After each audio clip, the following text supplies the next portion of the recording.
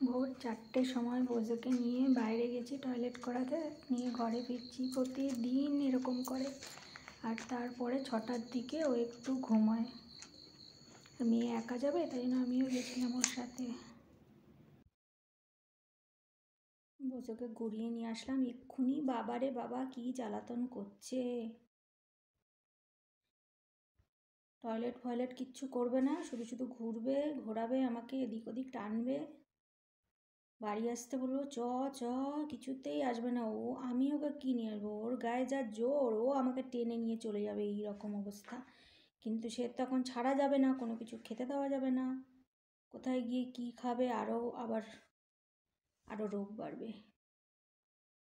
এই, একটা মশা যদি ওর গায়ে বসে না, মশা মাছি, ব্যাস অস্থির হয়ে যাবে, সারা ঘর ঘুরবে, দৌড়াবে।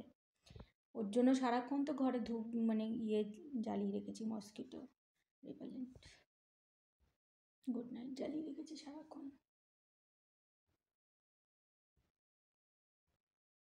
এইমাত্র ঘুরিয়ে নিয়ে আসলাম, বলছি একটু শো শো, আমি একটু কাজ করি, ঘুমোতেই যায় না। আমি একটুখানি ছাদে গেছি, তাই এক ফাঁকে একটুখানি ঘুমাচ্ছিল, ভাবলাম যাই। মা এসে দেখি দাঁড়িয়ে রয়েছে দরজার সামনে। ভাগ্যি সেই দরজাটা বন্ধ করে রেখে গেছিলাম, নাহলে ওদিক দিয়ে আবার কোথায় চলে যাবে, রান্নাঘরে কি আছে, কি মুখ দেবে, কি খাবে। মানে এখনও খেতে পাচ্ছে না তো, অস্থির অস্থির হয়ে গেছে। কোথায় এক ফোঁটা জল পাওয়া যাচ্ছে, গড়িয়ে গাড়ি পড়ে আছে। বাথরুমের দরজা বন্ধ করে রেখেছি, বাথরুম থেকে যদি এক ফোঁটা জল কোথাও ফেলে রাখছি না, মুছে রাখছি ওর জন্য, নাহলে সেখানেই চেটে খেতে যাচ্ছে, এরকম অবস্থা। ওর বাটিটা ধুয়ে রেখেছিলাম, ধুয়ে ওখান দিয়ে একটু ধুয়ে রাখলে যেমনি একটু জলটা গড়ায় না, বাসনের জলটা, একটুখানি ওদিক গেছি, রান্নাঘরে দরজাটা খোলা ছিল, গিয়ে দেখি ওই জলটা চাটতে চাটতে সঙ্গে সঙ্গে আমি ধরে নিয়ে এসেছি আবার। ওই জন্য দরজা এই যে সব দরজা বন্ধ করে রেখেছি, নাহলে এদিকে দৌড়াচ্ছে, এদিকে দৌড়াচ্ছে। আমাদের তো চারিদিকে দরজা, এদিকে দৌড়াচ্ছে, এদিকে খোলা, এদিক দিয়েও দৌড়াচ্ছে। কি আর বলবো, ওর পিছনে দৌড়াতে দৌড়াতে। চাটবি না, চাটে না বাবা, চাটে না, চাটতে বারণ করেছে, নোংরা পেটে যাবে বাবা, পেটে গেলে আবার অসুবিধা হবে। এত পয়সা খরচা হয়ে যাচ্ছে জলের মতো বাবা, কোথা থেকে পাবো বাবা এত পয়সা? হ্যাঁ, বিক্রি হয়ে যাবো তো আমরা। করে না বাবা, এমনি ঠিকঠাক করে বসো বাবা, তোমার ভালোর জন্যই তো করা হচ্ছে সব। সোনা পাখি, একটুখানি শো না বাবা, একটুখানি শো। আমি কিন্তু এখন আর নিয়ে যাব না, তিতলি আসবে, তারপরেই তিতলি যাবে। আর আমি পারছি না, কতবার দৌড়েছি তোকে নিয়ে, আমি ক্লান্ত হয়ে গেলাম। বাবারে বাবা, আমার না এবারে হাতের পায়ের হাড্ডি, কোমরের হাড্ডি ভেঙে যায়। এমনি তো আমার অবস্থা খারাপ, কোমরের অবস্থা। যেটুকুনি আছে সেটুকুনিও তো তুই রাখবি না নাকি বাবা? হাত ব্যথা হয়ে গেছে ওকে টানতে টানতে ছেকল দিয়ে, বাপ রে বাপ। তো ঠিক আছে, আমি একটু যাই ছাদে, কাপড় কটা। ছাদে আর তো মেলা যাবে না, রোদ চলে গেলে। চারটে কোথায়, 4:30 বাজে। না 4:30 না, সরি, 3:30 বেজে গেছে, 3:35। ওই যে ঘড়ি, 3:35, 3টে বেজে গেছে, 3:35 হবে এক্ষুনি।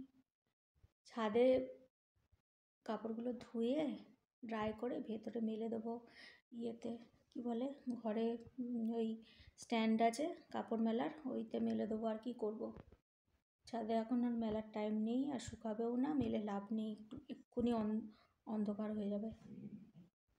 শো, চাটবি না। ওই যে চাটে বলে ওকে ছেড়ে যেতে যাওয়া যায় না, চাটতে বারণ করেছে, যে বলেছে দেখবেন যেন না চাটে। যেখানে ঘা আছে প্রবলেম, সেখানে যদি চাটে, সেই রক্তটা আবার পেটে যাবে, পেটের মধ্যে ইনফেকশন হবে আবার। এমনিতেই অবস্থা খারাপ, সিনিয়র সিটিজেন। ও বাবা, বাবা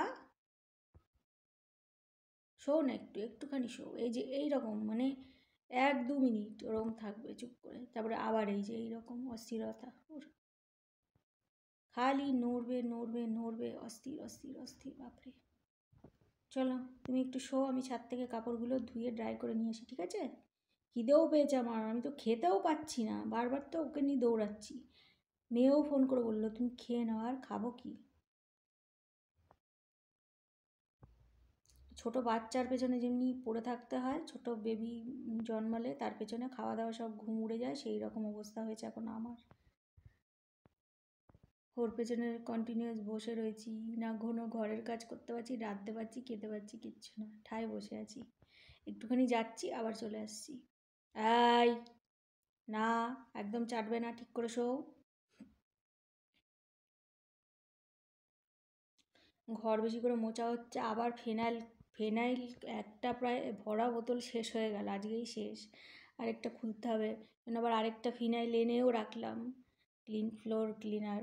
তারপরে ডেটল আরেক বোতল, বড় বোতল কিনে আনলাম। ডেটলও যেটা ইউজ করছিলাম ঘরে ছিল, শেষ হয়ে গেল। ডেটল দিয়ে ওর কাপড়গুলো ওয়াশ করছি। তারপরে হ্যান্ড ওয়াশ যা খরচা হচ্ছে, ওর কাজ করছি, প্রতিবার হাত ধুতে হচ্ছে, তো আমাদেরকেও তো হাত ধুতে হচ্ছে। আমি যে কতবার হাত ধুচ্ছি, হাত ধুয়ে ধুয়ে আমার হাতের অবস্থা খারাপ, পুরো এই যে খসখস করছে পুরো হাত, এক তো শীতকাল, আর হাতের আঙুলগুলো, এই যে হাতের আঙুলগুলো পুরো যেন ফেটে ফেটে ফেটে ফেটে ফেটে ফেটে কাটা কাটা কাটা কাটা হয়ে গেছে হাত ধুয়ে ধুয়ে। কী করবো, হাত মানে আমি তো এমনি হাত ধুই বারবার, পরিষ্কার পরিষ্কার রাখি, নাহলে আমার একটুখানি নোংরা লাগলে আমার ভালো লাগে না। আর এখন তো বারবার হাত ধুতে ধুতে আমার অবস্থা খারাপ। আমার মেয়ের তো হাত ধুতে ধুতে ঠান্ডাই লেগে গেল। এমনিতে ওর একটু ঠান্ডার ধাত আছে, হাঁচি কাশি। যাক, ও আর কী করবে, ওরও তো ফেয়ারওয়েল। বসে এখন ঘুমাচ্ছে পুরোপুরি, কিন্তু ঘুমায়নি, এখনও জেগে আছে। এক্ষুনি দেখলাম বসেছিল, আমি আসলাম, মাথা নিচু করে শুলো। আর আমি এদিকে আস্তে আস্তে করে ছাদ থেকে কাপড়গুলো কেচে এনে এই যে এই ঘরে মেলে দিয়েছি। পুরো ঘর ঘর কিন্তু ছড়ানো, ফ্যানটা অফ করে কথা বলি। এই যে পুরো ঘর কিন্তু ছড়ানো, কেউ কিছু মনে করবেন না, কারণ আমি একদম সময় পাচ্ছি না। সকালে উঠে মেয়ে স্কুলে গেছে, আমিও ওকে নিয়ে পড়েছিলাম, তারপর থেকে সেই ওকে নিয়েই রয়েছি, বিছানা তোলার আর সময় পাইনি। আর এই যে এই কাপড়গুলো শুকনো স্ট্যান্ডে মেলা ছিল, এইগুলো তুলে নিয়েছি, তো এইগুলো ভাঁজ করব রাতেবেলায় মেয়ে আসলে, এখন এমনি তোলা থাক।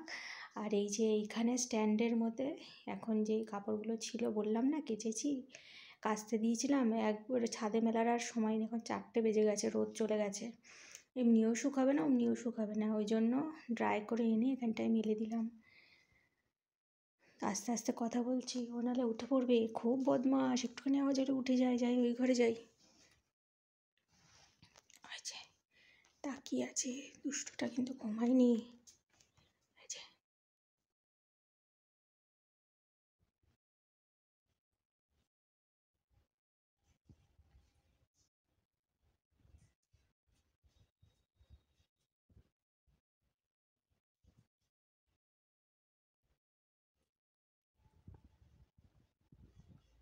এখন বাজে 5টা, আমি ওইদিকে গিয়ে কথা বলি।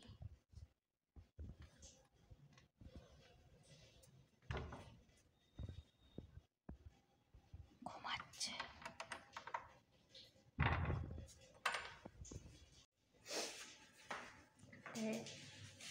এখন বাজে 5টা। এই যে কলটা একটু আস্তে করেই, শোনা যাবে না কথা। আমার হালত দেখো, চুল মুলের পাগলির মতো অবস্থা, কী করব।